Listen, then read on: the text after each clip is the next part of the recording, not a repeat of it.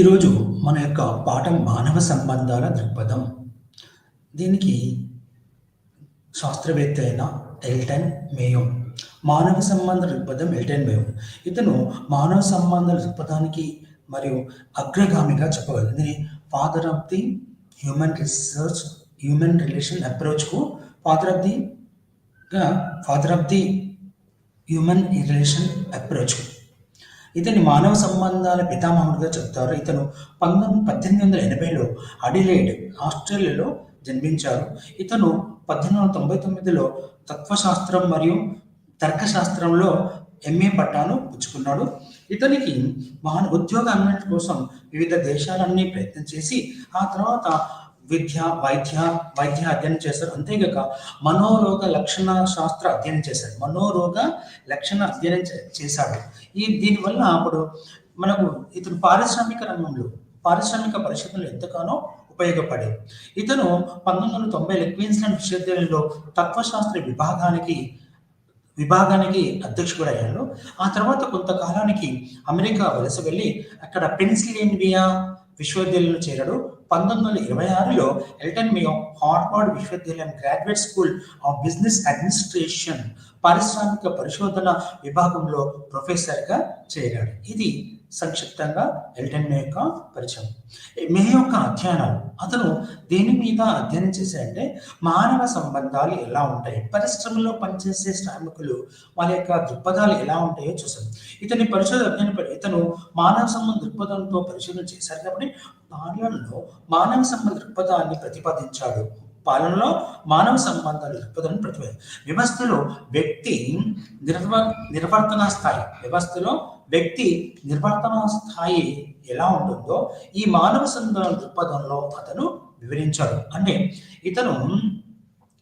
అతను శ్రామికుడు స్వయం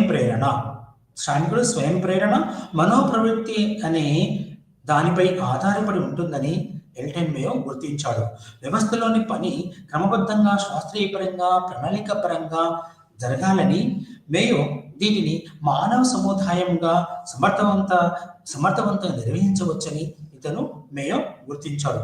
అతని దృష్టిలో కేవలం పని మాత్రం, నిర్మాణం మాత్రం కాదు, కానీ వ్యవస్థలో పనిచేసే వ్యక్తి పనిని ఏ విధంగా స్వీకరిస్తాడు, అతన్ని ఎలా నిర్వర్తిస్తాడనే విధానాన్ని మేయో ఇతని యొక్క పరిశోధనలో తేలింది. అయితే ఎల్టన్ మేయో మానవ స్వభావాన్ని గురించి అంత క్షుణ్ణంగా తెలుసుకున్నా కానీ అతనిని విమర్శకులు ఏం చేస్తారంటే ఇతను మనుషులను ఎలా చేస్తున్నాడు, వాళ్ళు ఎలా పనిచేస్తున్నారు, వాళ్ళ యొక్క స్వభావాన్ని ఎలా ఉంటుందని తెలుసుకున్నారని విమర్శకులు చెప్పారు. ఈ భావన నిర్మాణ దృక్పథం లేదా సాంప్రదాయ సిద్ధాంతానికి అనుసంధానమైనదిగా చెప్పబడేది. మానవ సంబంధ దృక్పథం నిర్మాణ పరిధిలో మనోవిజ్ఞాన శాస్త్రజ్ఞులైన పెర్రే జానెట్, సిగ్మండ్ ఫ్రాయిడ్ యొక్క రచనలు ఎల్టన్ మేయోపై ప్రభావం చూపాయి. అతని పరిశోధనలు అలా చేయడానికి సిగ్మండ్ ఫ్రాయిడ్ మరియు పెర్రే జానెట్ల యొక్క రచనలు ఈయనపై చాలా ప్రభావం చూపాయి. అయితే ఎల్టన్ మేయోపై ఈ యొక్క ప్రభావం మూలంగా వ్యవస్థలోని శ్రామికులు పనివారి ప్రవర్తనను పూర్తిగా భిన్నమైన దృక్కోణాల నుంచి అధ్యయనం చేశాడు. ఎల్టన్ మేయో ఏం చేశాడు? వ్యవస్థలోని శ్రామికులు పనివారి ప్రవర్తన పూర్తిగా భిన్నమైన కోణాలతో పరిచయం చేశాడు. అయితే ఈ పద్ధతిని చికిత్సా పద్ధతి, క్లినికల్ మెథడ్ అంటారు. దీనిని ఇతను చేసిన పరిశోధన ఏమంటారంటే చికిత్సా పద్ధతి, ఇంగ్లీష్లో క్లినికల్ మెథడ్గా చెప్తారు. ఇక ప్రారంభ ప్రయోగాలు. ఇతని ప్రారంభ ప్రయోగాలు అనేది ఎక్కడ జరిగాయంటే మొట్టమొదటి ప్రారంభ ప్రయోగాలు 1927వ సంవత్సరంలో అమెరికాలో ఫిలడెల్ఫియా వద్ద గల బట్టల మిల్లులో ప్రారంభమైంది. ఈ బట్టల మిల్లులో బట్టల మిల్లు యజమాని అంటే వ్యవస్థ నిర్వహణ, ఉత్పత్తి, ఉన్నత ప్రమాణం ఆదరణ ఉండడానికి యాజమాన్యం తమ పనివారి పట్ల ఉదార భావం కలిగి ఉండేది. అయినప్పటికీ మిల్లులో అనేకమైన శాఖలు ఉన్నప్పటికీ ఏదైతే నూలు వడికే చోట ఉత్పత్తి సరిగ్గా జరిగేది కాదు. ఈ యాజమాన్యం ఏం చేసిందంటే ఈ యొక్క ఎల్డెన్ మేయకు మీరు చూడండి ఈ ఉత్పత్తి ఎందుకు జరగట్లేదు, ఏ కారణం యాజమాన్యం చాలా ఉదారభావమే, చక్కటి యాజమాన్యం, వాళ్ళతో పని వాళ్ళతో చక్కగా ఉంది, అయినప్పటికీ ఉత్పత్తి జరగట్లేదు. అందువల్ల అయితే ఈ శాఖ బట్టల మిల్లు మొత్తానికి ఆయు పట్టేది. ఎప్పుడైతే నూలు ఉడుకుతారో నూలు దారం ఉంటేనే కదా బట్టలు తయారవుతాయి. ఇక్కడ ఈ యాజమాన్యం పరిస్థితులు ఎంతో ఆందోళన చెందేవారు. బట్టలు దారం లేకపోతే ఉత్పత్తి లేకపోతే అమ్మకాలు జరగకపోతే లాభాలు రాదు, జీతాలు రావు, యాజమాన్యం యొక్క మనుగడే కష్టంగా ఉండేది. కాబట్టి ఈ శాఖ యాజమాన్య కోరిక మేరకు ఎల్టన్ మేయో ఆ యొక్క కర్మాగారానికి వెళ్ళి పరిశోధన మొదలుపెట్టాడు. అతని పరిశోధనలో సంబంధించి 4 విషయాలు గుర్తించాడు. ఒకటి విధి నిర్వహణలో పని వారికి శారీరక సంబంధ ఇబ్బందులు ఎదుర్కొనాల్సి వచ్చేది. విధి నిర్వహణలో వాళ్ళు పని చేస్తుంటే వాళ్ళు శారీరకంగా ఇబ్బందులు ఎదుర్కోవచ్చేది. రెండవది ఆ శాఖలో పని చేసేసరి అనారోగ్యంకి గురి అయ్యేవారు. అక్కడ ఆ నూలు వెళుతుంటే అక్కడ వచ్చే స్మెల్ ఏదైతే వాసన ఉందో అది అనారోగ్యానికి గురి అయ్యేవాళ్ళు. మూడవది పని భారం ఎక్కువ అవ్వడం వల్ల అలసట గురి అయ్యేవారు. అంటే శారీరకంగా పని ఎక్కువ ఉంటే వాళ్ళు అలసటంగా గురి అయ్యేవారు. నాలుగవది పని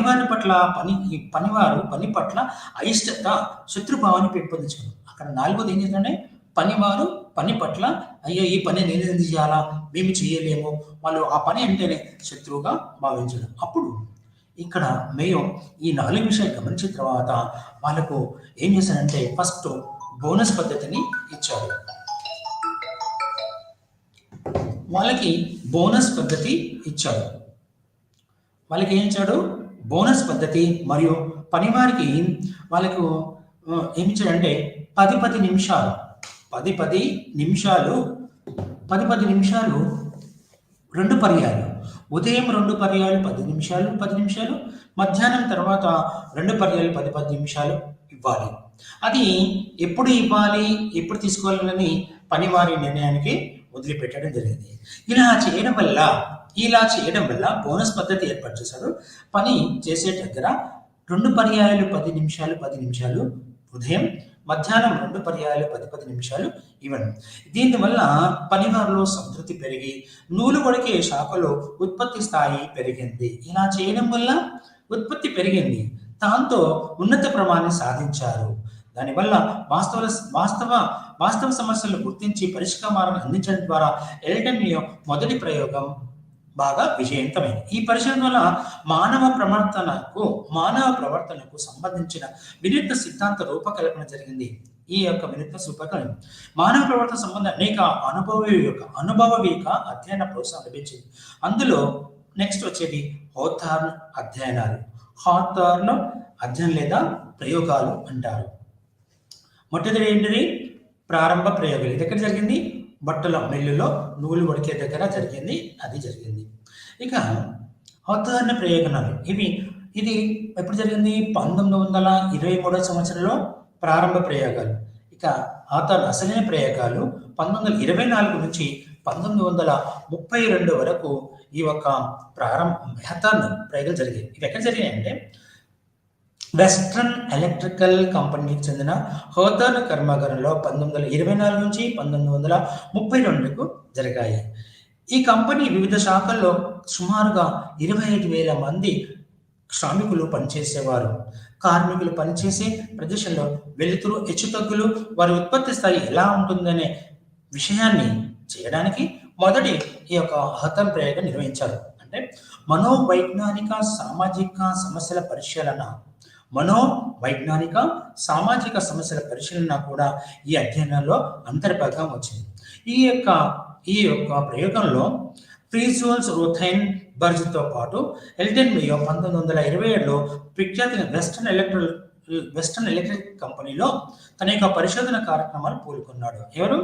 ఫ్రీజోల్స్ రోథైన్ బర్జ్తో కలిసి ఇతను వెస్టర్న్ ఎలక్ట్రికల్ కంపెనీలో పరిశోధన ప్రారంభించాడు.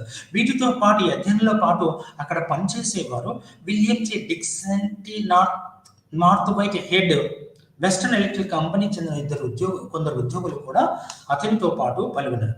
హోథార్న్ ప్రయోగాలు ఇది పాలనా సిద్ధాంత చరిత్రలో ఒక మైలురాయిగా చెప్పవచ్చును. అంటే ఈ ప్రయోగాలను ఏమంటారు, నిర్వహణ శాస్త్రం, మేనేజ్మెంట్ సైన్స్గా ఇది చెప్పబడుతుంది.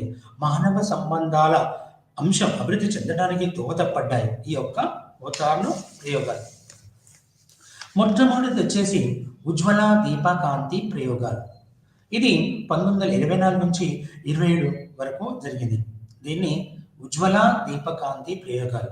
ఇది అధ్యయనంతో టెలిఫోన్ తయారు దాంట్లో ఒక విభాగానికి చెందిన అంటే రిలే అసెంబ్లీలో పనిచేసే ఆరుగురు 2 జట్లను ఎంపిక చేసుకొని మొదటి ప్రయోగం. ఈ 2 జట్లను ప్రయోగంపై కేటాయించి 6 మహిళలు ఇలా 2 జట్లను ఏర్పాటు చేసి ఒక మహిళల గ్రూప్ని ఒక 6 గ్రూపులు ఒక రూమ్లో 6 గ్రూపులు ఒక రూమ్లో పెట్టి వాళ్ళకి కొందరికి చేశారు. ఈ జట్టు వెలుతురు ఇచ్చి ఒక రూమ్లో వెలుతురు ఇచ్చి వాళ్ళని పనిచేశారు. ఇంకో రూమ్లో వాళ్ళకి వెలుతురు సగం లేకుండా ఇచ్చి వాళ్ళు పని చేశారు. ఇక్కడ ఈ 2 జట్లు ఉత్పత్తి ఏమైందంటే క్రమక్రమంగా వెలుతురు కాంతిని పెంచి పని పరిస్థితులు మార్చడం జరిగింది. ఒక రూమ్లో ఉండి వెలుతురు పెంచుతూ వాళ్ళ పని పరిస్థితి మారింది. 2వ జట్టు క్రమంగా వెలుతురు తగ్గించారు. ఈ యొక్క ప్రయోగము 18 మాసాలు కొనసాగింది. గుర్తుపెట్టుకోవాలి, 2 పాయింట్లు ఇంపార్టెంట్. 6 2 జట్లు ఇవి ఒక రూమ్లో 6 ఒక రూమ్లో 6 మహిళలను ఏర్పాటు చేసి ఈ యొక్క ప్రయోగము 18 మాసాలుగా కొనసాగింది. అయితే ఇక్కడ ఈ వెలుతురులో నిమిత్తం లేకుండా, వెలుతురులో వచ్చి పని జరుగుతుంది, వెలుతురుతో నిమిత్తం లేకుండా వాళ్ళకు మున్ముందుగా పని చేస్తూ ఉంటే ఆ యొక్క తదనంతరం వ్యక్తిగత వేరణతో పాటు 12 గంటల విశ్రాంతిని కల్పించారు.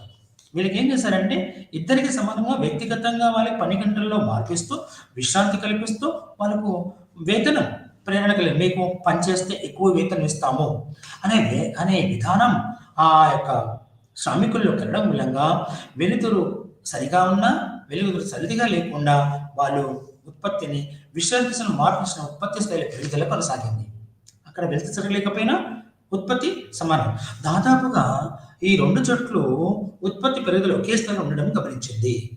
అంటే వెలుతురు సరిగా వచ్చినా వెలుతురు సరిగా లేకపోయినా 2 జట్లు సమానం. అక్కడ ఏం గమనించిందంటే వాళ్ళకి వ్యక్తిగత ప్రేరణతో పాటు వ్యక్తిగత వేతన ప్రేరణ ఇచ్చారు. అక్కడ మీరు చేయగలరు, వాళ్ళకి ప్రేరణ కలిపి ఎక్కువ డబ్బులు ఇస్తాము అనే విధానం చెప్పడం.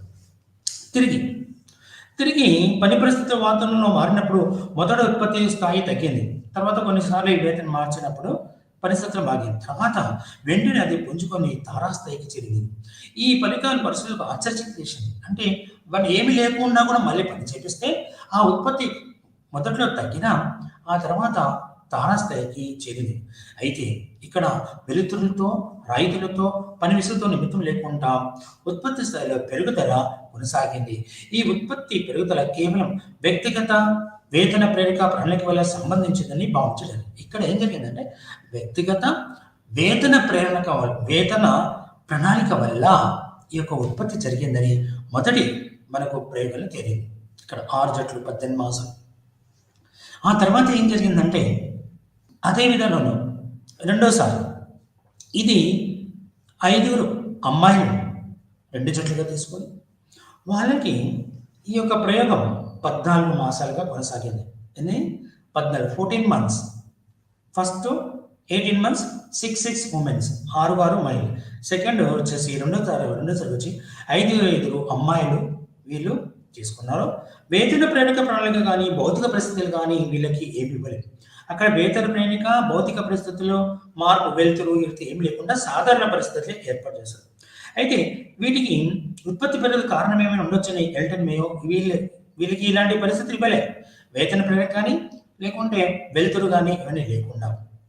అయితే ఇక్కడ ఉత్పత్తిలో వీళ్ళకు పూర్తి స్వేచ్ఛ, పనిచేసే దగ్గర అమ్మాయిలకి పూర్తి స్వేచ్ఛ స్వతంత్రం ఉండడం తాము నిర్వర్తించే పని పట్ల సంతృప్తి పొందిన ఫలితాన్ని ఉత్పత్తిలో పెరుగుదల సాధించబడింది. అంటే ఇక్కడ అమ్మాయిలకి ఏమి ఇచ్చారు, వాళ్ళకి పూర్తి స్వేచ్ఛ ఇచ్చారు. ఎప్పటికైనా చేయి, ఎలా చేయి, కానీ పని పూర్తి చేయాలి. అయితే వారి పట్ల పూర్తి స్వేచ్ఛ ఇచ్చడం మూలంగా వాళ్ళ పని పూర్తిని సంతృప్తిగా చేయగలిగారు. అయితే మనం ఇక్కడ గమనించి ఈ కింది కొన్ని కారణాలు ఉన్నాయి. ఒక 3 కారణాల వల్ల మానవ వైఖరిలో మానసిక విశ్వాసాల మార్పు సంబంధించిందని ఎల్టన్ మేయో బృందం గమనించింది. ఇందులో 3 విషయాలు వాళ్ళు గమనించారు. ఇక్కడ ఈ 2 జట్లు అమ్మాయిలకి అవుతుంది. పర్యవేక్షణ పద్ధతుల మార్పు. ఈ 2 జట్ల 5 అమ్మాయిలకు ఉంది. పూర్వం బాలికలపై కఠినమైన పర్యవేక్షణ ఉండదు. అమ్మాయిలు పనిచేస్తున్నారా లేదా అని వాళ్ళకు పూర్వం కఠినమైన మార్పులు ఉండేవి. ఏం చేస్తున్నారు, ఎందుకు కూర్చున్నారు, మీరు ఎందుకు పని చేయట్లేదు అనే విధానం వాళ్ళలో ఉండేది. ఈ అధ్యయన కాలంలో పరస్పరం మాట్లాడుకొని స్వేచ్ఛగా తిరగడానికి, విశ్రాంతి తీసుకోవాల్సిన స్వాతంత్రం ఉండేది. ఇక్కడ 3 విషయాలు మనము గుర్తుంచుకోవాలి. ఒకటి, పరస్పరం మాట్లాడుకోవడానికి. రెండవది, తిరగడానికి, స్వేచ్ఛగా తిరగడానికి, అక్కడి నుంచి ఇటువైపు అక్కడ పనిచేస్తుంది. మూడవది, విశ్రాంతి తీసుకోవడానికి స్వాతంత్రం ఉండేది. అలసిపోయినప్పుడు ఒకటి మాట్లాడుకోవడానికి స్వేచ్ఛ, అక్కడ స్వేచ్ఛగా తిరగడానికి ఇక్కడి నుంచి ఉన్న ప్రాంతాల్లో, అలాగే విశ్రాంతి తీసుకోవడానికి. ఈ విషయాన్ని ఇక్కడ గమనించాలి. అంటే వీళ్ళకి వేతన లేకపోతే ప్రణాళిక మోటివేషన్ ఏం చేయలే.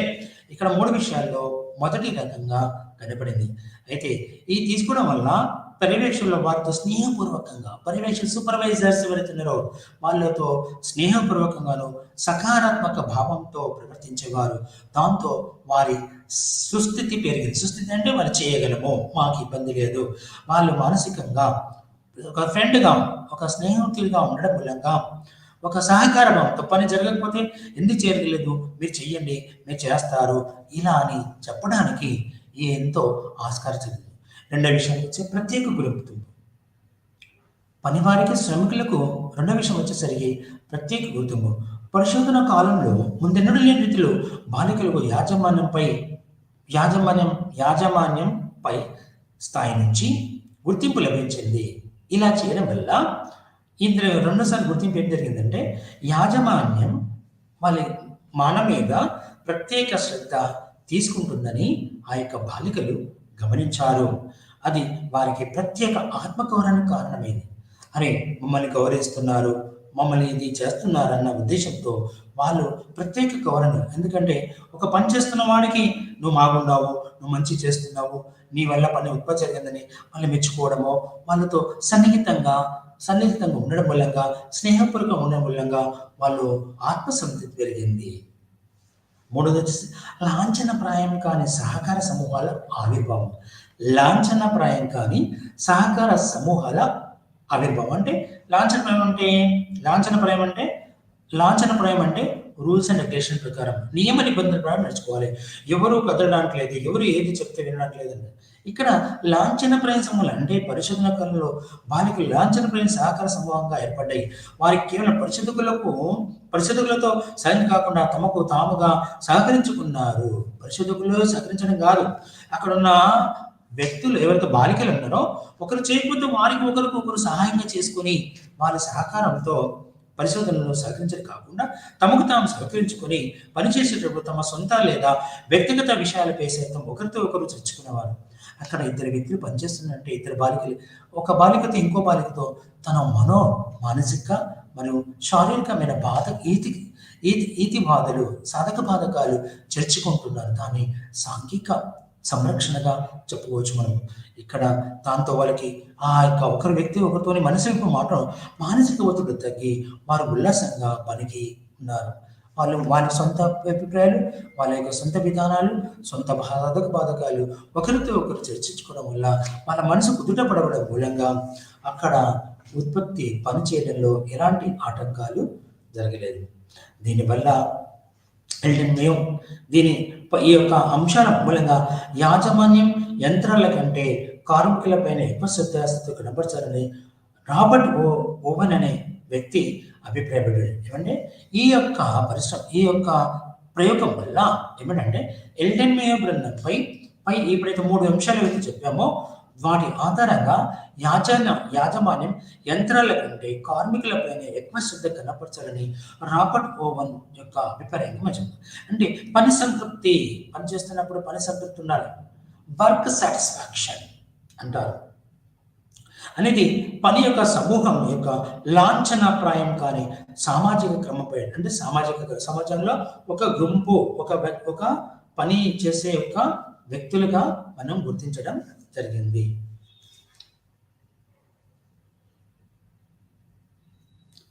ఇది మనము దీన్ని ఉజ్వల దీపకాంతి ప్రయోగాలను మనం సంక్షిప్తంగా మీకు నేను వివరించాను.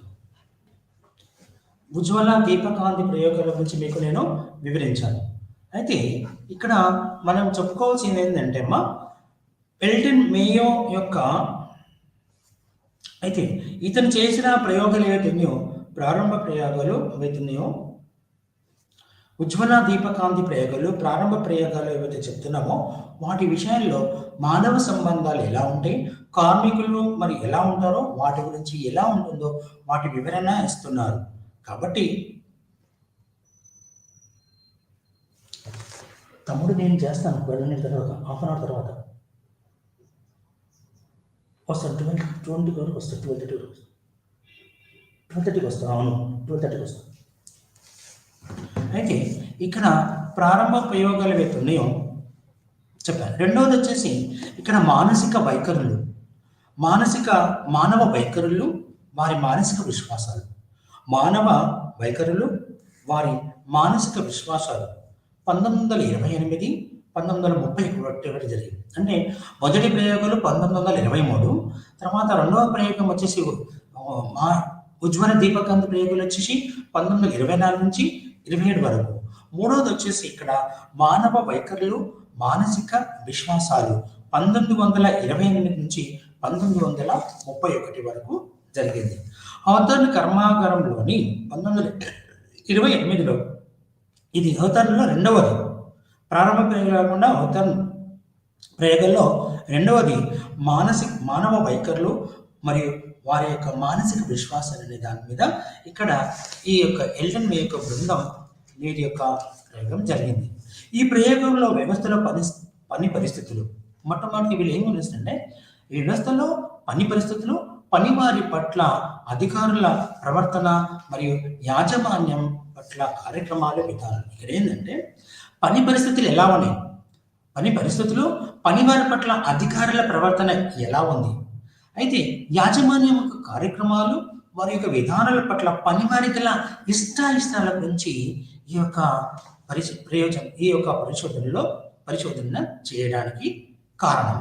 అయితే ఈ ఇష్టాయిష్టాలు గురించి కార్మికులు వారి యొక్క ఇష్టాయిష్టాలు ఎలాంటి అరమరికలు లేకుండా తెలపవలసిందిగా పనివారిని కోరారు. ఇక్కడ చేస్తున్న ఇక్కడ శ్రమికులు ఎవరైనా ఉన్నారో, కార్మికులు ఉన్నారో, వాళ్ళని మీ యొక్క అభిప్రాయాలను అరమరికలు లేకుండా మీరు ఎలాంటి సంకోచం లేకుండా మీ యొక్క అభిప్రాయాలను తెలియజేయాల్సిందిగా కోరడం జరిగింది. మొదట్లో వీళ్ళు ఏం చేశారంటే కార్మికులు ఇందులో సుమారుగా 21,126 మందిని ఈ యొక్క ప్రయోగంలో వాళ్ళు ఎంచుకున్నారు. ఎంతమందిని?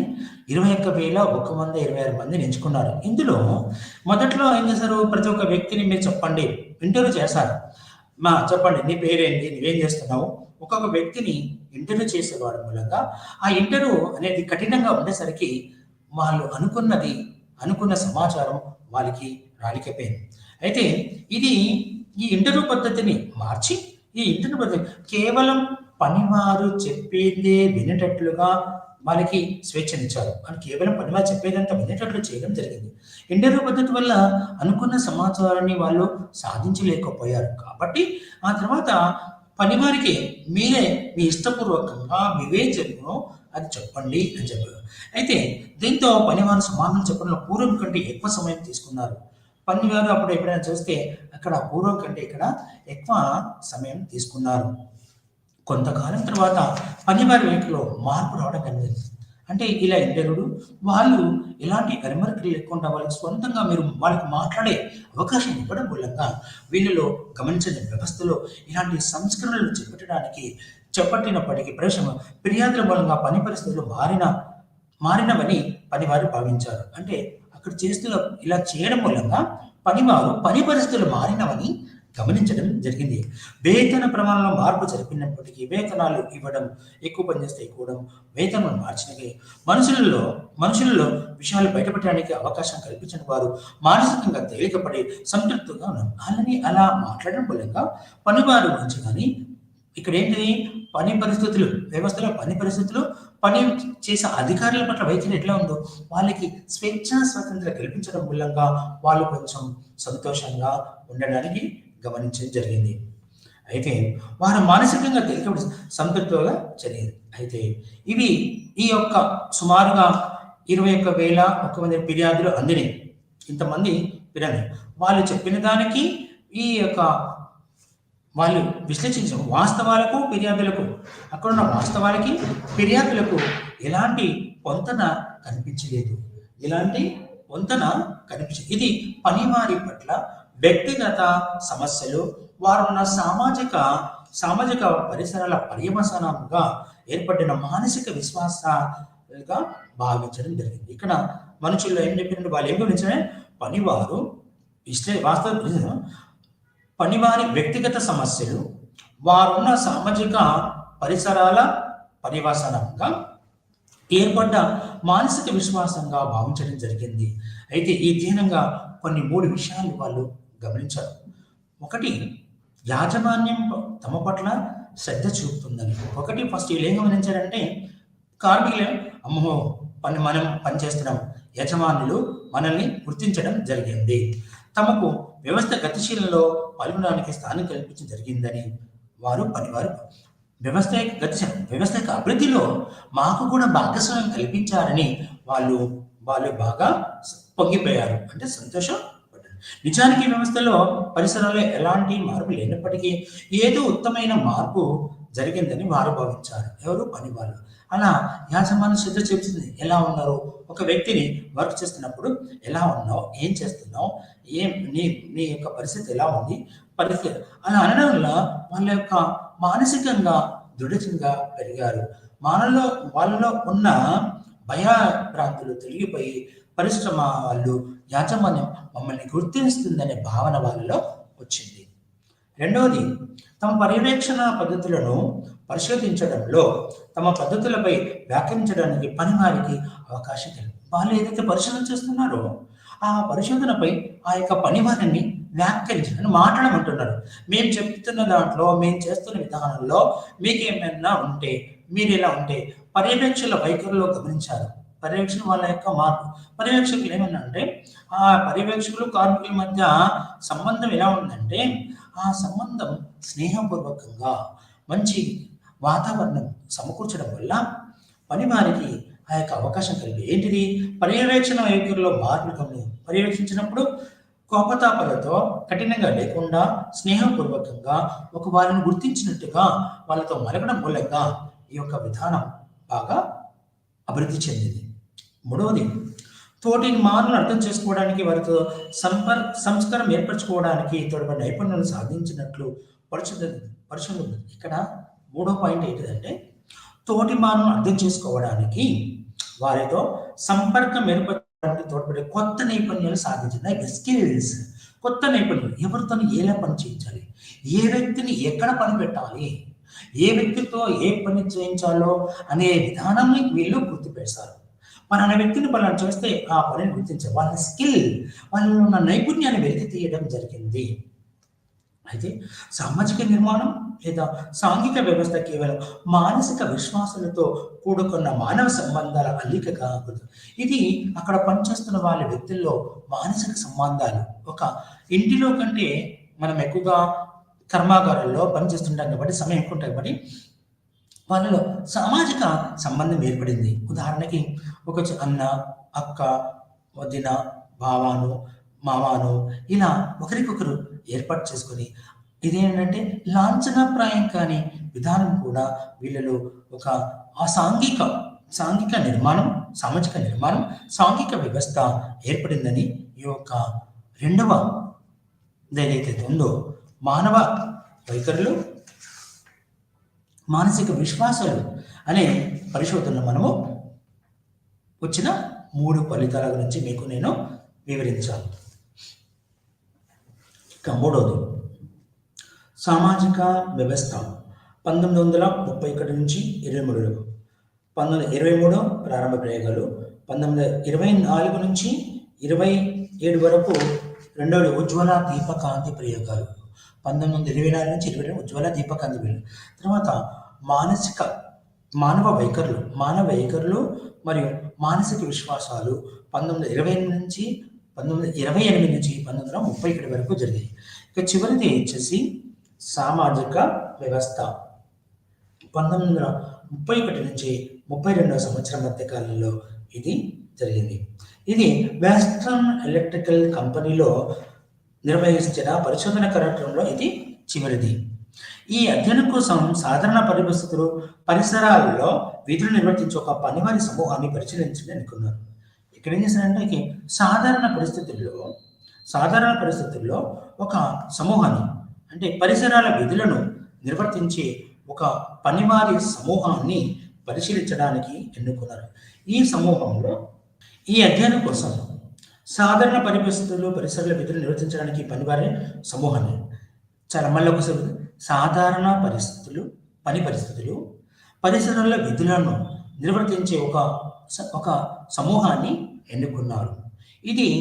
ఈ సమూహంలో వైరింగ్ పని అంటే టెలిఫోన్ తయారు చేసిన వైరింగ్ ఏదైతే ఉందో ఈ వైరింగ్ పనిచేసే స్థలంలో వైర్మెన్లు షోల్డర్ ఇన్స్పెక్టర్లను ఉండేవారు. ఈ యొక్క సమూహంలో వైర్మెన్లు షోల్డర్లు ఇన్స్పెక్టర్. ఈ పరిశోధన బ్యాంక్ వైరింగ్ అబ్జర్వేషన్ రూమ్ అని పేర్కొన్నారు. బ్యాంక్ వైరింగ్ అబ్జర్వేషన్ రూమ్గా పేర్కొన్నారు. ఇది మనం చెప్పుకోవాల్సిన విషయం.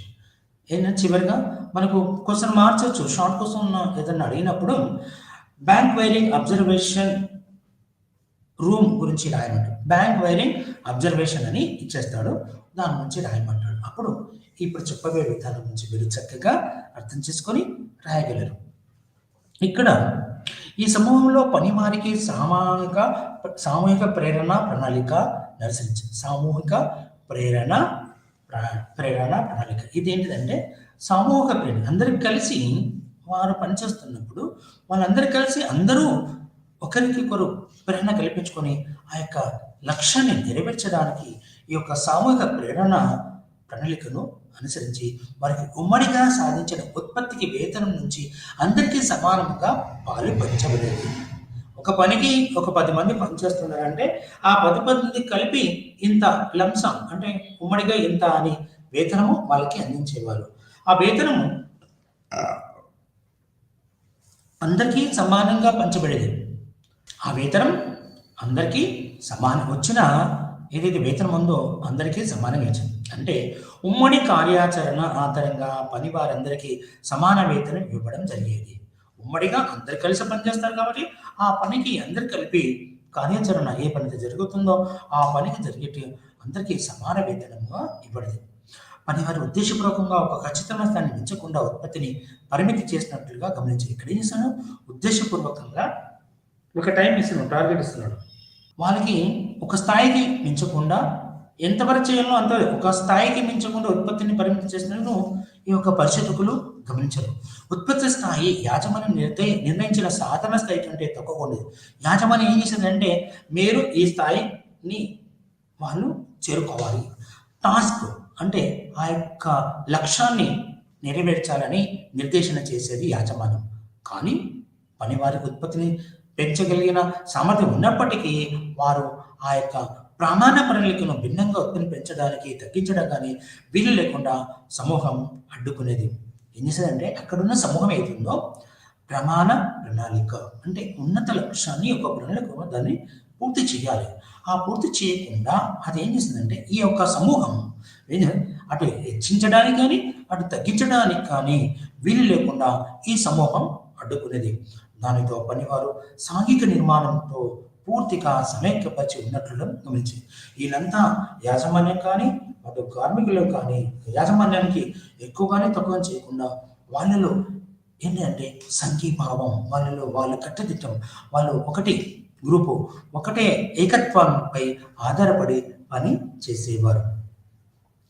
అయితే వారి ప్రమాణ ప్రణాళికని ఉల్లంఘించే వారిని సజిత్తాన్ని సాంప్రదాయబద్ధంగా ఒత్తిళ్లు వేయించట్లు కూడా గమనించారు. వాళ్ళు అక్కడ పనిచేస్తున్న వాళ్ళలో కొందరుని వాళ్ళపై ఒత్తిడి తెచ్చేవాళ్ళు. ఎవరైనా ఎక్కువ పని చేస్తే ఎందుకు చేస్తున్నావు, అందరితో పాటు ఉండే, ఎవరైనా పని చేయకపోతే ఆ పని ఎందుకు చేయదని ఒకరి మీద ఒకరికి చెప్పుకోవడం లేదు. అందరూ కలిసికట్టుగా పనిచేస్తారు.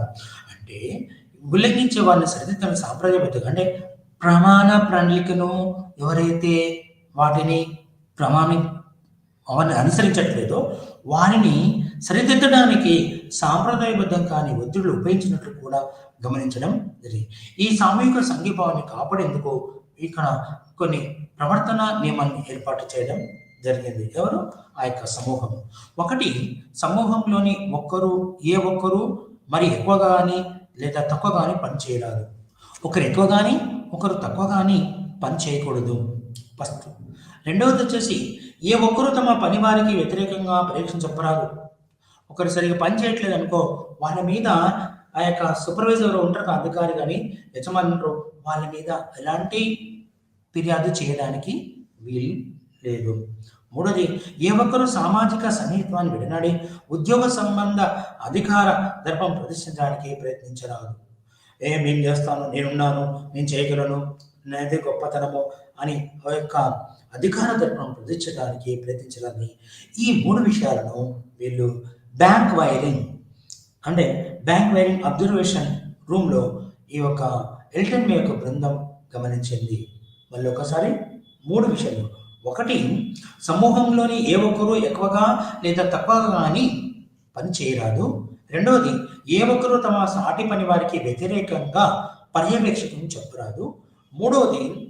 మూడవది వచ్చేసి ఏ ఒక్కరు సామాజిక సన్నిహితత్వాన్ని విడనాడి ఉద్యోగ సంబంధ అధికార దర్పము ప్రదర్శించడానికి ప్రయత్నించరాదు అన్నది ఈ మూడు విషయాలను గమనించిన తర్వాత ఈ యొక్క సంఘీభావ ప్రవర్తన నియమావళి యాజమానికి వ్యతిరేకంగా ప్రదర్శించడానికి ఉపయోగపడిందని జరుగుతుంది.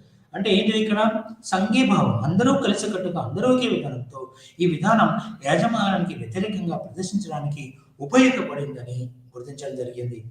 ఎక్కువ పని చేయడం ద్వారా ఎక్కువ ఉత్పత్తి జరిగి యాజమానానికి ఎక్కువ లాభాలు చేకూరుతాయని, తక్కువ పని వారు ఎక్కువ పని చేయడం ద్వారా కొంతమంది పనివారిని యాజమాన్యం తొలగించే ప్రమాదం ఉందని పనివారి సమూహం భావించింది. అంటే ఎవరైనా పని తక్కువ చేస్తున్నారని ఒకరికి ప్రేరణ చేశారు అనుకో, అతను తీసేస్తే మళ్ళీ కొత్త వారికి వస్తారు, లేదంటే ఉన్న వాళ్ళు పని చేయాల్సి వస్తుంది. కాబట్టి ఇది వాళ్ళు గమనించి వాళ్ళు వేరే వ్యక్తి ఎవరైతే పని సరి చేయలేదు వాళ్ళని మోటివేట్ చేయడం, వాళ్ళని ఉన్నత విధానంగా పని జరిగేలాగా చూడడం, వాళ్ళ యొక్క ఉద్యోగ భద్రతను కూడా ఉద్యోగం పోకుండా చూసి ఆ యొక్క కార్మికులు, ఆ యొక్క శ్రామికులు ఈ యొక్క ఎల్టన్ మే యొక్క ఉద్యోగి ఏదైతుందో మానవ సంబంధ దృక్పథం ఉందో అది బాగా అభివృద్ధి చెందింది. అయితే ఈ రెండు అంశాలను స్పష్టపరిచి మొదటి లాంఛనప్రాయంగా సాంఘిక సమూహం వ్యవస్థలో ఉత్పత్తి స్థాయిని నిర్ణయిస్తుంది. లాంఛనప్రాయం ఏదైతే ఉందో ఇక్కడ లాంఛనప్రాయం కాని సమూహాలు కూడా ఉత్పత్తి విధానంలో అత్యధికమైన ప్రత్యేక పాత్రను పోషించడం జరిగింది. ఈ యొక్క హోతాన్ అనుభవ వ్యవస్థల మూలంగా మనం సామాజిక వ్యవస్థలు ఏం గమనించాము అంటే ఒక సమూహం ఉంటుంది. సాంఘిక సమూహ ప్రేరణ ప్రణాళిక ద్వారా వ్యక్తులను వాళ్ళు అక్కడ పనిచేసే వాళ్ళు ఒకరు ఎక్కువగా కానీ ఒకరు తక్కువ కానీ కాకుండా అందరూ సమానంగా పనిచేసేవాళ్ళు, ఒకరి మీద ఒకరికి యాజమాన్యంపై ఎలాంటి ప్రెజర్ ఉన్న వాళ్ళలో ఎవరు కూడా అధికార దర్పం నేను చెప్తాను నేను చేస్తాను అనే అధికార దర్పాన్ని ఉండడానికి వీల్లేదని ఈ యొక్క సామాజిక వ్యవస్థ గురించి చెప్పాము. ఈ హోదాల వ్యవస్థ అనుభవం వ్యవస్థలకు కావాల్సిన నైపుణ్యాలు కొత్త మిశ్రమాన్ని సూచించింది. సాంకేతిక నైపుణ్యాలు కాకుండా వ్యవస్థ నిర్వహణలో మానవ స్థితిగతులను సైతం తగిన రీతిలో నిర్వహించాల్సిన అవసరం ఉందని గుర్తించడం జరిగింది.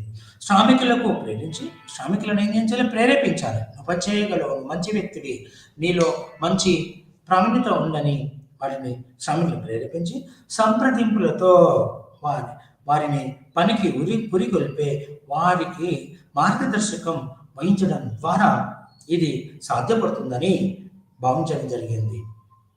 ఇది మనం ఎల్టన్ మే యొక్క హోతాన్ ప్రయోగాల్లో 3 చెప్పాను.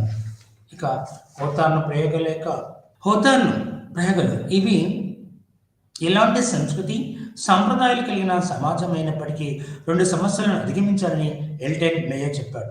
ఎలాంటి ఎత్తున్నా కానీ 2 సమస్యలు. మొదటిది ఏంటిదంటే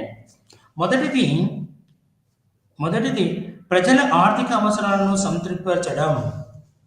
మొదటిది ఏంటంటే ఈయనేం చేశాడు? ఎలాంటి సంస్కృతి సాంప్రదాయాలు కలిగిన సమాజం అయినప్పటికీ అది 2 సమస్యలను అధిగమించాలని ఎల్టన్ మేయో అభిప్రాయం. మొదటిది అంటే ప్రజల యొక్క ఆర్థిక అవసరాలను సంతృప్తిపరచాలి. ప్రజల యొక్క ఆర్థిక అవసరాలను సంతృప్తిపరచాలి. రెండవది నిరంతర సాంఘిక సహకారాన్ని నిరంతరంగా సాంఘిక సహకారాన్ని కొనసాగించడం. మొదటి ప్రజల ఆర్థిక అవసరాలను సంతృప్తిపరచడం, రెండవది నిరంతర సాంఘిక సహకారాన్ని కొనసాగించడం అనేది రెండో విషయంగా. అయితే నేటి ఆధునిక పారిశ్రామిక సమాజాల కేవలం మొదటి సమస్యకే ఎక్కువ ప్రాధాన్యత, రెండో సమస్యకు పూర్తిగా ఉపేక్షిస్తున్నాయని అతడు పేర్కొన్నాడు. ఈ వైఖరి సామాజిక విలువలు స్తంభించిపోయి పెరగడానికి ఆస్కారం కలదు, పెరగడానికి దారితీసే ప్రమాదం ఉందని ఈ ఒక్క సంస్థ తెలియజేయడం జరిగింది. ఇక హౌతాన్ అధ్యయనం యొక్క ఫలితాల గురించి మనము ఇక్కడ మీకు నేను వివరిస్తాను. ఒక 8 పాయింట్స్ ఉన్నాయి. తర్వాత ఇతని మీద విమర్శ ఉంది. విమర్శలో మీరు ఏం చేస్తారంటే టెక్స్ట్ బుక్ చూసుకొని ఆ టెక్స్ట్ బుక్ ఆధారంగానే మీరు ముందుకు వెళ్ళాల్సిందిగా నా యొక్క మనవి. అయితే ఈ యొక్క ఎల్టన్ మే యొక్క అధ్యయనాలలో పెంపొందించిన 3 విషయాలు, ఎల్టన్ మేయో బృందం నిర్వహించిన ఫలితాలు, ఎల్టన్ మేయో హౌతార్న్ అధ్యయనం యొక్క ఫలితాలు.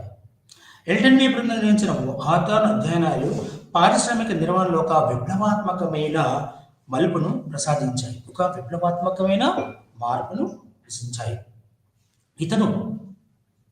అయితే హౌతార్న్ ప్రేయర్ మూసను నాటించి 1949 తాను మరణించే వరకు ఎల్టన్ మేయో యాజమాన్యం శ్రామికుల మధ్య నిరంతర సహకారాన్ని సాధించే పద్ధతిని అన్వేషించడంలో గడిపాడు. ఈ ఎల్టన్ మేయో 1949లో మరణించే నాటికి కూడా ఎల్టన్ మేయో యాజమాన్యం శ్రామికుల మధ్య నిరంతర సహకారం యాజమాన్యం మరియు కార్మికుల మధ్య చక్కటి సహకారం ఉండడానికి ఎలా ఉండాలి, ఎలా ఉంటే ఈ యొక్క సంస్థ కానీ వ్యవస్థ కానీ అభివృద్ధి జరుగుతుందని ఈయన యొక్క ముఖ్య ఉద్దేశం ఎల్టన్ మే యొక్క ప్రకారం.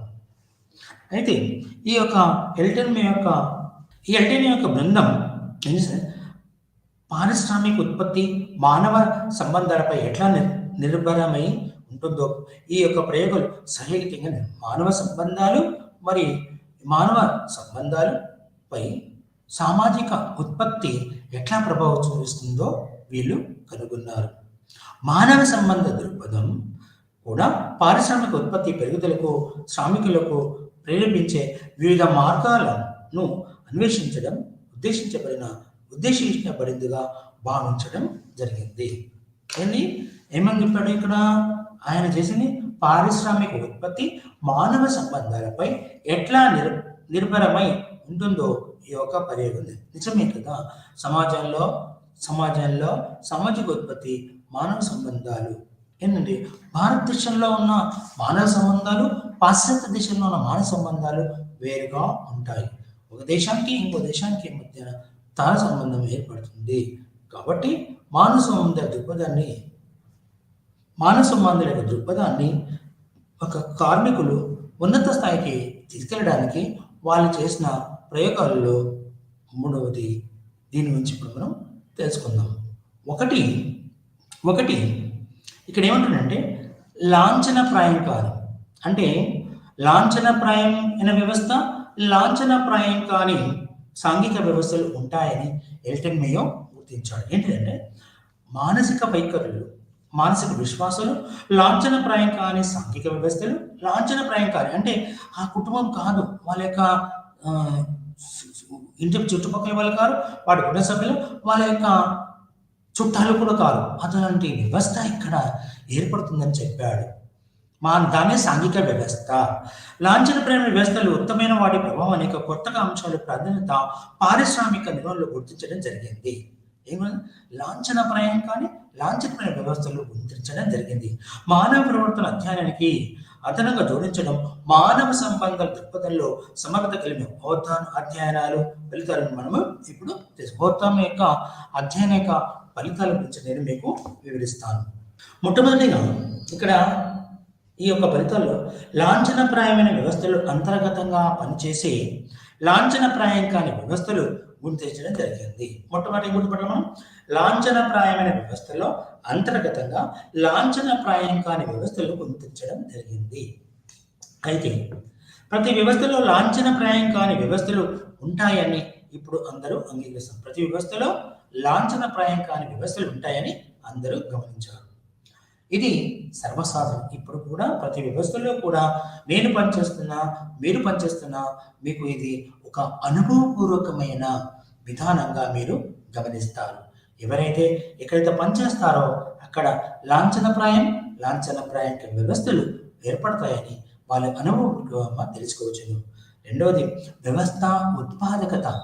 వ్యవస్థ యొక్క ఉత్పాదకత స్థాయిని పెంపొందించడంలో లాంఛనప్రాయం కాని సాంఘిక సమూహాల ప్రాధాన్యత ధృవీకరించడం జరిగింది. లాంఛనప్రాయం కాని వ్యవస్థలు ఎందుకంటే వ్యవస్థ అభివృద్ధి బాగా చెందాలి, ఉత్పత్తి కావాలి, కాబట్టి అక్కడ లాంఛనప్రాయం కాని సమూహాలు ఏర్పాటు చేయడం, వాళ్ళను ఏమనకుండా వాళ్ళ పనిని పూర్తి చేయడానికి స్వేచ్ఛ ఇవ్వడం వల్ల ఉత్పత్తి అధికంగా అవుతుంది. మూడవది శ్రామికులు కేవలం వేతనం లాలుచికి జల్లంగే ఆర్థిక మానవుడు కాడని వ్యక్తపరచడం జరిగింది. అందులో పనిచేసే కార్మికుడు ఆర్థిక మానవుడు కాదు, ఒక్క వేతనానికే లాలుచికి లొంగే పనిచేసే వ్యక్తి మాత్రం కాదు. అతను కూడా ఒక మనిషి, నేను ఒక మనిషిని, దీనివల్ల ఇది చేస్తే నాకు ఉపయోగం ఉంటుంది అని శ్రామిక రంగానికి ఇతోధికంగా తెలియజేయబడుతున్న అతి ముఖ్యమైన విషయం. శ్రామికుల సృష్టికి ఉత్పత్తి గల సామ్యాన్ని గుర్తించడం పర్యవేక్షకుల ప్రాధాన్యత చక్కగా ప్రదర్శితమైంది. అంటే ఏమిటి ఇక్కడ శ్రామికుల సుస్థితికి, అంటే శ్రామికుల సుస్థితి మంచి ఆరోగ్యం, మంచి మానసిక దృఢంగా ఉండాలి. అది ఉండడం వల్ల ఉత్పత్తి గల సామ్యాన్ని గుర్తించలేదు. అలా చేయడం వల్ల ఉత్పత్తి అధికంగా అవుతుంది. దానివల్ల పర్యవేక్షకుల ప్రాధాన్యత చక్కగా దర్శించడం జరిగింది. ఐదవది ఉద్యోగ బృంద పాలనలో మానవ సంబంధాల దృక్పథం అభివృద్ధికి ఈ అధ్యయనం కారణభూతం. ఉద్యోగ బృంద పాలనలో మానవ సంబంధ దృక్పథం అభివృద్ధికి అధ్యయనం అంటే ఉద్యోగ బృందం ఎక్కడైతే పనిచేస్తున్నారో, ఎక్కడైతే ఉద్యోగులు ఉంటారో, కార్మికులు ఉంటారో అక్కడ మానవ సంబంధ దృక్పథం బాగా అభివృద్ధి చెందింది అనేది ఈ యొక్క అధ్యయనం మూలంగా తెలియజేయడం జరిగింది. ఆరోది పారిశ్రామిక వ్యవస్థలో మానవ సంబంధాల ఆవశ్యకతను ఈ అధ్యయనం వివరించడం జరిగింది. మానవ సంబంధాల విషయంలో ఏంటంటే పారిశ్రామిక సమాజ క్షేత్రంలో ఈ అధ్యయనం ఏదైతే ఉందో మానవ సంబంధాల ఆవశ్యకత పెరిగింది. ఆ మనిషి ఏంటిది, మనిషి యొక్క గుర్తింపు జరిగింది. ఒక కార్మికుడికి నువ్వు కార్మికుడివి, నువ్వు మంచి వ్యక్తివి, నువ్వు ఇలా చేయడం మూలంగా సంస్థ లాభాల పాటు నడుస్తుంది, నీ యొక్క జీవితం ఉన్నత స్థాయికి ఎదుగుతుంది. అందుకనే పారిశ్రామిక మానవ సంబంధ ఆవశ్యకతను ఈ అధ్యయనం వివరిస్తుంది.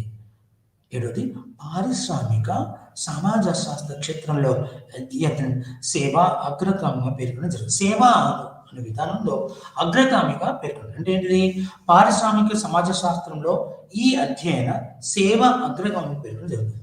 అంటే పారిశ్రామికంలో కార్మికులు ఉంటారు కాబట్టి ఆ కార్మికులు వారి యొక్క జీవన విధానంలో మార్పు చెందడానికి, వారి యొక్క లక్ష్యాలు నెరవేర్చడానికి ఈ యొక్క మానవ సంబంధాల దృక్పథం ఎంతగానో ఉపయోగకరంగాను ఉందని వాళ్ళు గుర్తించడం జరిగింది. పారిశ్రామిక వ్యవస్థలో మానవ సంబంధాల ఆవశ్యకతతో పాటు పారిశ్రామిక నిర్వహణలోని సాధారణ బోధన ఆచరణలపై ఈ అధ్యయనము ఇతోధికంగా ఇది తన యొక్క ప్రభావాన్ని చూపింది. అంటే అవధాన ప్రయోగంలో పారిశ్రామికతలో సాధారణ బోధన అంటే ఇది ఇలా చేయాలి, ఇలా చేయకూడదు, మీరు అలా చేయండి అంటే ఆచరణపై అధ్యయనం ఇతోదిగా ఆచరిస్తున్నప్పుడు ఈ యొక్క ప్రయోగాలు చాలా చక్కగా ఉపయోగపడ్డాయని మనం ఈ యొక్క అవతారణ అధ్యయన ఫలితాల మూలంగా తెలుస్తుంది. ఈ అవతారణ అధ్యయనాలు తదనంతరం ఎల్డి వాయిట్, హర్బిన్సన్, రూబిన్, రెన్సెలెక్టర్, ఆర్గరీస్, లారెన్స్ వంటి మహామహులు ఎల్డెన్ మే యొక్క మానవ సంబంధాల దృక్పథాన్ని విస్తృతపరచడంలో కృతాకృతులయ్యారు. ఎవరు? ఎల్డెన్ మే యొక్క చేసిన పరిశ్రమల్లో ఇతను చాలా ఉన్నతస్థాయికి ఎదిగినట్టు ఎవరు చెప్పారు? ఎల్డి వైట్, హార్బిన్సన్, డూబెన్, రెన్సెలెక్టర్, ఆర్గరీస్ అండ్ లారెన్స్ వీళ్ళు కూడా వాళ్ళ యొక్క రచనలో ఈ యొక్క సిగ్మండ్ ఫ్రాయిడ్ యొక్క ఏదైతే ఉందో ఆ యొక్క ఈ రచనలు కూడా బాగా అభివృద్ధి చెందుతాయి. అయితే ఈ యొక్క మానవ సంబంధాల దృక్పథం ఏమైతుందంటే రాను రాను మానవ సంబంధాల దృక్పథాన్ని విస్తృతపరచడంలో ఈ యొక్క ఎవరైతే ఉన్నారో ఎల్డివేట్ కానీ, వైట్ కానీ, హార్బిన్సన్, డూబిన్ కానీ, రెన్సెలెక్టర్ కానీ, ఆర్గస్ కానీ వీళ్ళు దీని యొక్క మార్పులో చెప్పడానికి ప్రయత్నం చేస్తారు, మార్చారు. ఏమని? మానవ సంబంధాలు ఎల్టన్ యొక్క మానవ సంబంధ దృక్పథాన్ని విస్తృతపరచడంలో కృతజ్ఞత అయితే 1960 దశకం నుంచి మానవ సంబంధాల వాడకం క్రమేణా తగ్గుముఖం పట్టింది. ఇది 1923 మొదటి ప్రారంభ ప్రయోగాలు మొదలుకొని 32 వరకు అయితే ఇది 1960 సంవత్సరం వచ్చేసరికి ఈ యొక్క మానవ సంబంధాల అనే పదాన్ని వాటిని ఏం చేశారు? క్రమేపీ తగ్గుముఖం పట్టుకుంటూ వచ్చింది. ఈ కాలంలో మానవ సంబంధాల ప్రాధాన్యత, నిర్వహణ, ప్రవర్తన మరియు మానవ ఖాళీల యొక్క గుర్తింపు అంటే ఇక్కడ ఏంటంటే మానవ వనరులు ఏంటంటే మానవ సంబంధాల ప్రాధాన్యత మరియు నిర్వహణ, ప్రవర్తన, మానవ వనరులు అనే విధానాల్లో 1960 దశకం నుంచి బాగా అభివృద్ధిలోకి వచ్చాయని చెప్పడం జరుగుతుంది. అయితే ఈ యొక్క మానవ సంబంధాల దృక్పథాన్ని కూడా విమర్శించిన వారు, దీనికి కూడా విమర్శనలు వచ్చాయి. మొట్టమొదటిగా వ్యవస్థలో శ్రామిక ప్రాతినిధ్యంకి బదులు మానవ సంబంధాల పర్యవేక్షణ ప్రవేశపెట్టడానికి మేయర్ సిద్ధాంతం ప్రయత్నించిందని విమర్శకులు విమర్శించారు. ఏంటి? వ్యవస్థలో శ్రామిక సంఘం ప్రాతినిధ్యానికి బదులు మానవ సంబంధోన్ముఖ పర్యవేక్షణను ప్రవేశపెట్టడానికి మేయర్ ప్రయత్నించాడని చెప్పారు. ఇందులో కారీ అనే వ్యక్తి ఏమంటే పోతాన పరిశోధన విలువలు లేనిదిగా, శాస్త్రీయ ఆధారం లోపించినదిగా కారీ విమర్శించాడు. కారీ అనే శాస్త్రవేత్త ఎల్టన్ మే యొక్క పోతాన పరిశోధన విలువలేనిది మరియు శాస్త్రీయ ఆధారం లేనిదిగా కారీ విమర్శించాడు. అయితే 5 లేదా 6 సహకరించే బాలికలు ఎంపిక విషయమైనది నమూనా గుర్తించి సాధారణీకరించడం తగిన పద్ధతి కాదు. ఈయన చేసిన 5+6 ఏవైతే ఉన్నాయో ఇవి ఈ యొక్క ఇలా గ్రూపులు తయారు చేసి ఆ యొక్క పరిశ్రమలో ఆయన పరిశోధన చేశాడో ఇది ఈ యొక్క వ్యవస్థకు సరైనది కాదని విమర్శించబడడం జరిగింది. పీటర్ డ్రక్కర్ ఇంకొక ప్రభుత్వ పాలన శాస్త్ర నిర్వహణ శాస్త్రవేత్త అయిన మానవ సంబంధవాదుల్లో ఆర్థిక దృక్కోణ అవగాహన లోపించిందని పీటర్ డ్రక్కర్ విమర్శించాడు. ఈ ప్రయోగాలు పని స్వభావాన్ని విమర్శించి కేవలం అంతర్వ్యక్తి సంబంధాలకు ఎక్కువ ప్రాధాన్యత ఇచ్చినట్టుగా భావించడం జరిగింది. పీటర్ డ్రక్కర్ ప్రకారం ఏమంటాడంటే పని స్వభావాన్ని విమర్శించి కేవలం అంతర్వ్యక్తిగత సంబంధాలు అంటే అంతర్వ్యక్తి సంబంధాలు ఎక్కువ ప్రాధాన్యం ఇచ్చినట్లుగా ఈ యొక్క పీటర్ డ్రక్కర్ తను విమర్శించాడు. చివరిగా విలియం హాబ్వేర్ ఏమంటాడంటే చివరకు శ్రామికుల వ్యక్తిగత జీవితంపై కూడా యాజమాన్యం పెత్తనం చెలాయించడాన్ని మేయో సిద్ధాంతం బలపరుస్తుందని ఈ యొక్క విలియం హాబ్వేర్ అంటే ఏంటి? ఇక్కడ వ్యక్తిగత సమాచారాన్ని తీసుకుంటున్నాడు. ఎందుకంటే నువ్వు ఎలా ఉన్నావు, నీ యొక్క పరిస్థితి, అతని యొక్క ఆర్థిక పరిస్థితి ఏంటి, అతని సామాజిక పరిస్థితి ఏంటి అనేది విషయాన్ని ఇది తెలుసుకోవడం సబబు కాదని విలియం హాబ్వే విమర్శించాడు. బాకర్ అనే శాస్త్రవేత్త ఏం చేశాడంటే మేయో వ్యవస్థ పని, దాని ఉద్దేశాన్ని, అదృఢతను నిర్దేశన రాహిత్యాన్ని విస్మరించి మేయో వ్యక్తుల మానసిక విశ్వాసాలపై శ్రద్ధ చూపాడని బాకర్ విమర్శించాడు. ఇతనేమంటే అక్కడ ఉద్దేశం ఏంటి? వాళ్ళ యొక్క ఉద్దేశం వాళ్ళ నిర్దేశన సాహిత్యాన్ని, అదృఢతను విస్మరించి మీ మానసిక వైఖరులపై ఇతను ఎక్కువగా పరిశోధన చేశాడు అని బాకర్ విమర్శించాడు. ఏమని? వ్యక్తుల మానసిక విశ్వాసాలపై బాకర్ వ్యక్తుల మానసిక విశ్వాసాలపై ఎల్టన్ మేయో తన యొక్క పరిశోధనలో కేటాయించాడని బాకర్ విమర్శించాడు. హార్వర్డ్ బృందం పాటించిన పరిశోధన పద్ధతి క్రమంగా లోపభూయిష్టమైందని డేనియల్ సెల్ విమర్శించాడు.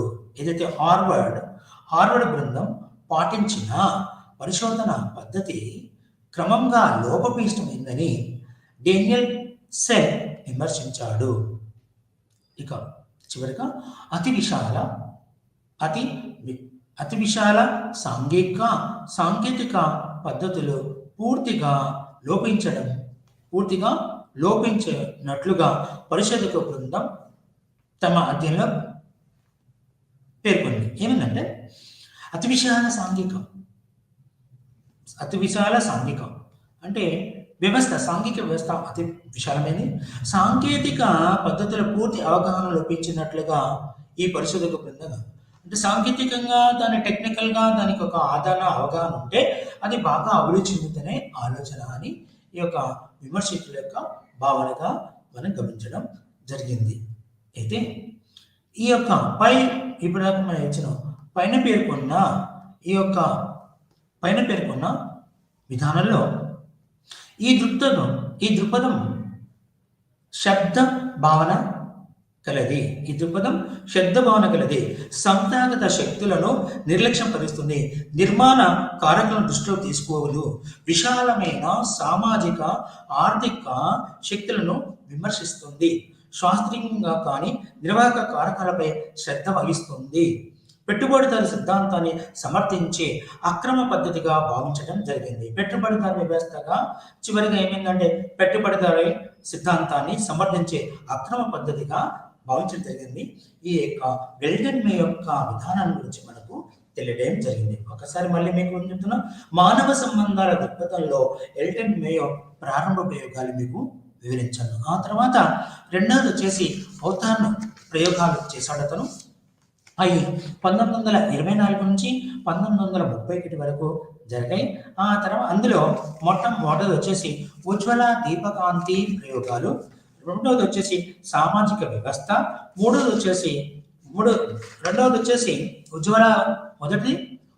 అవతారణ ప్రయోగంలో మొదటి వచ్చి ఉజ్వల దీపకాంతి ప్రయోగాలు 1924 నుంచి 27 వరకు, మానవ వైఖరులు వారి మానసిక విశ్వాసాలు 1928 నుంచి 1931 వరకు, 1931 నుంచి 32 వరకు సామాజిక వ్యవస్థ. ఇవన్నీ ఈ ప్రయోగాలు జరిగినాయి అని నేను చక్కగా వివరిస్తున్నాను. నమస్కారం.